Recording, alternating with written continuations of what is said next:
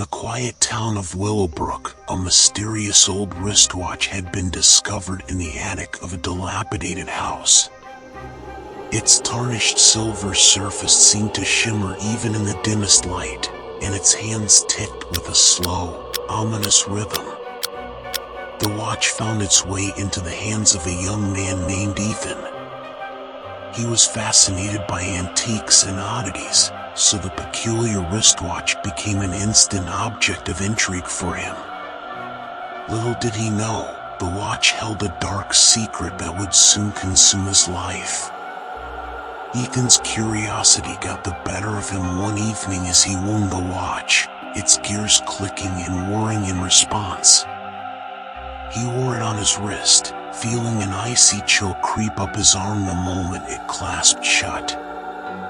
The watch's hands began to move in a jerky, irregular manner, not in sync with the passage of time.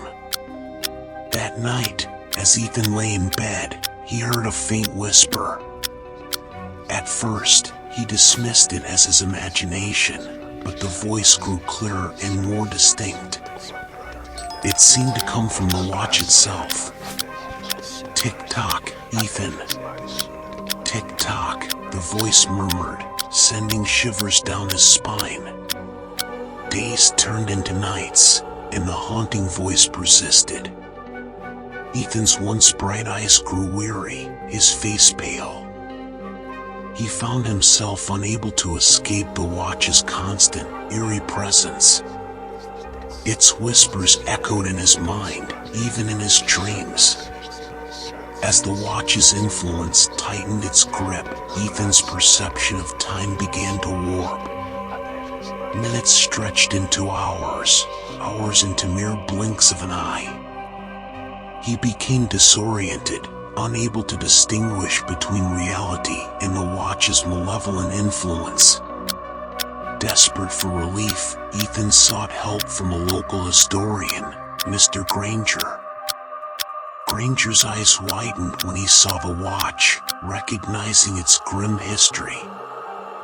He recounted a tale from decades ago, about a watchmaker named Victor Fitzgerald who dabbled in dark arts.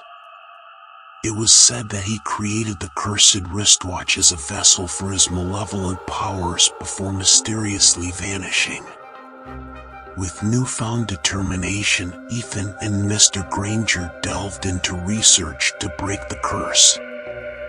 They uncovered an old journal that described a ritual to sever the watch's connection to the living world. The ritual required a moonlit night, a silver dagger, and a heartfelt plea for release. The night of the ritual arrived, and Ethan's heart raced as he held the silver dagger under the pale moonlight. The watch's whispers grew louder, trying to dissuade him, but he remained resolute. With a deep breath, he pierced the watch's strap, severing the connection that had ensnared him.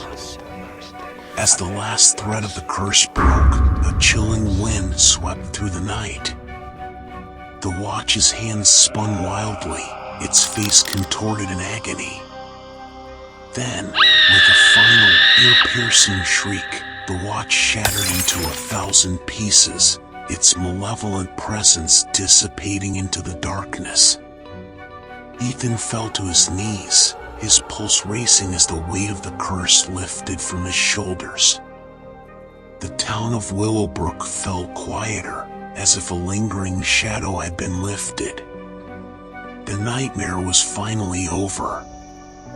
From that day on, Ethan kept a simple, unassuming wristwatch as a reminder of the ordeal.